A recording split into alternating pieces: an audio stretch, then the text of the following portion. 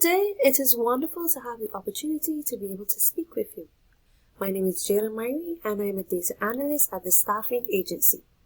Today I'm presenting to you the United States Staff Allocation Plan for the influenza season during the year 2018.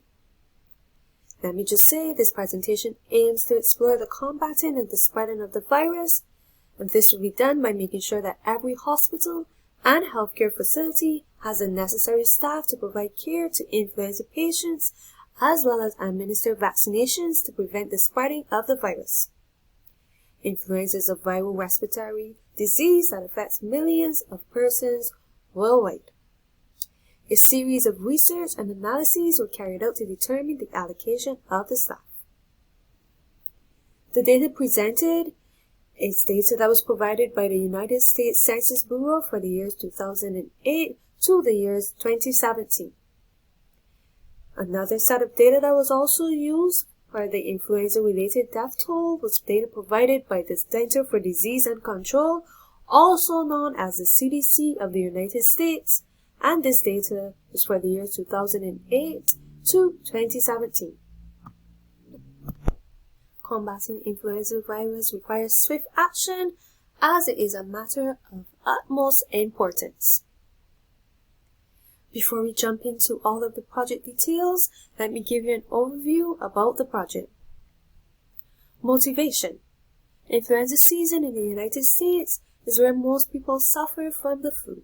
Influenza is particularly more threatening to those in vulnerable populations, and their chances are higher of developing serious complications and ending up in the hospital. Therefore, hospitals and clinics need additional staff to adequately treat these patients, and the medical staffing agency provides this temporary staff. According to the CDC, influenza season is the period where the mortality rate is highest in the United States. Influenza is particularly more threatening to those who are vulnerable.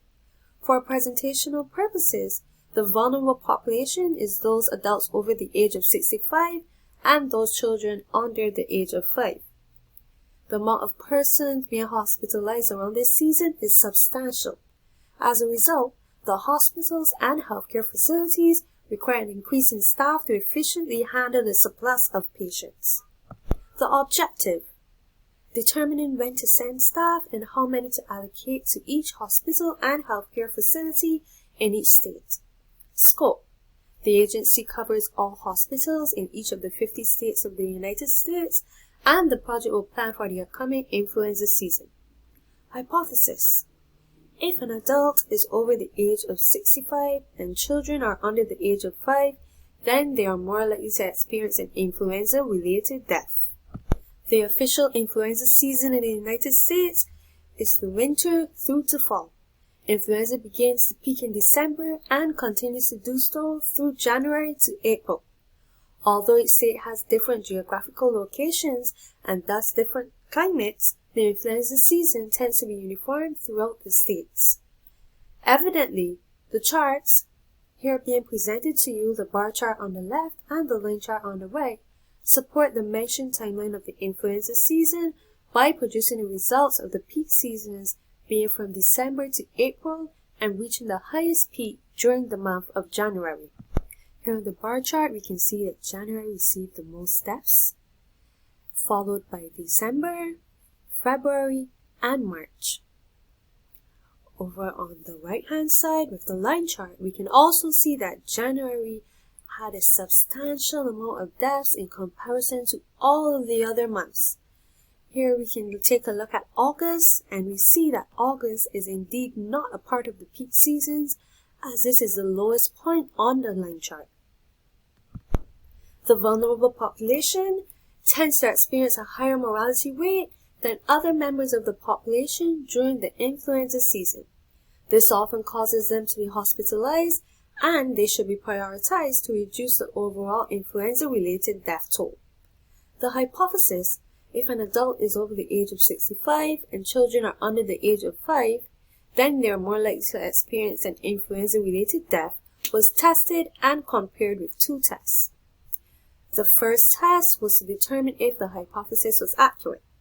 This was done by running a correlation of the population over the ages of 65 and the influenza-related deaths experienced by the population over the age of 65. This correlation allowed the relationship to be analyzed, and this provided that influenza-related deaths in the adults over the age of 65 are dependent on the adult population over the age of 65. The result of the correlation is presented here as a scatter plotted chart on the left-hand side that has a trend line. The correlation is positive with an upward trend. Here we can see that represented on the trend line. And there aren't many outliers, which are these that are far away from the cluster. To verify the credibility, a second test was carried out. The second test, the results were shown in a histogram to your right-hand side. The histogram shows that more deaths are experienced by the population over the age of 65 when compared to the deaths experienced by other age groups. Deaths are shown here on the y-axis, while the deaths by age groups are represented on the x-axis. A variation of colors is used to identify each age group, and the population of adults over the age of 65 experienced the most deaths, as we can clearly see here where the shades of green are standing out. Each green shade is a representation of the population over the age of 65, and we can see that they do indeed make up the majority of the influenza-related death toll. The allocation of staff is a difficult decision, as prioritizing those hospitals and healthcare clinics which experience more death is of utmost importance. To do so, the state was used as the determining factor. A combo map here on your left-hand side shows the states differentiated by the darker and the lighter shades of blue. The lighter states represent those with more deaths, and the darker shade of blue represents those states that experience less deaths. The squares that are green in color, different shades of green, represent the total deaths by the population over the age of 65. Already from the results of this combo map, we begin to see which states should be prioritized, as it is clearly obvious here in this case that California is the #1 state that should be prioritized. A rank of the states by the death totals also provided further insight as to which state should be prioritized. As we can see here, in the first position we have California with the highest death toll. Second was New York, third Texas, fourth Pennsylvania, and fifth Florida. These states ranked in the top 5 positions should be given priority as they experience the highest mortality. To conclude, here we'll have a second look at the hypothesis. If an adult is over the age of 65 and children are under the age of 5, then they are more likely to experience an influenza-related death. This hypothesis has been proven to be true. This was a critical determining factor of the location of staff and resources. Targeting these vulnerable age groups will decrease death rates nationwide. Recommendation: the states producing the most deaths were also identified. As a reminder, these states were California, New York, Texas, and Florida. These states will receive the due diligence and swift action needed to get the mortality rate under control. The decreasing of the understaffed hospitals and facilities by allocating staff as efficiently as possible will ensure that the population is equipped with the necessary vaccination to fight the virus. Let's fight the flu. Our recommended plan of action. The first stage of the action plan is the deployment of the staff. This is the first batch of staff that will be allocated to each hospital and healthcare facility. The timeline that we are looking to implement this is from the month of December to the month of January. This is because these months are the peak influenza season months. The states that we recommend are California, New York, Texas, Pennsylvania, and Florida, as these were the states that were experiencing the most deaths.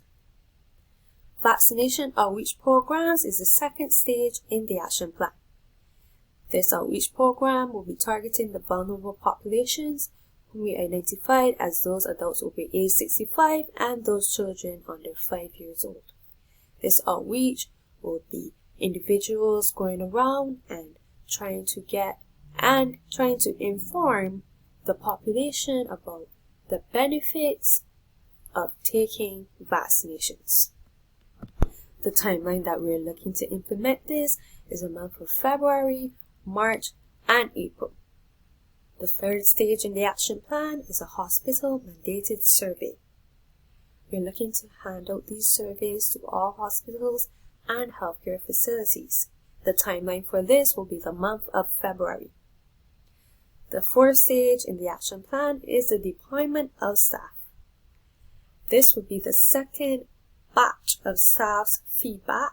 It will be used to then deploy this second set of staff. The timeline that we're looking to deploy this second batch of staff is the months of April, May, June, and July. The final stage in the action plan is the evaluation and adjustments.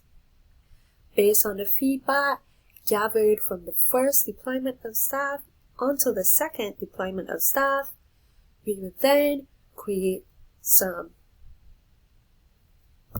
adjustments, either by increasing the staff or decreasing the staff at the hospitals and the healthcare facilities, or just changing up schedules and shifts.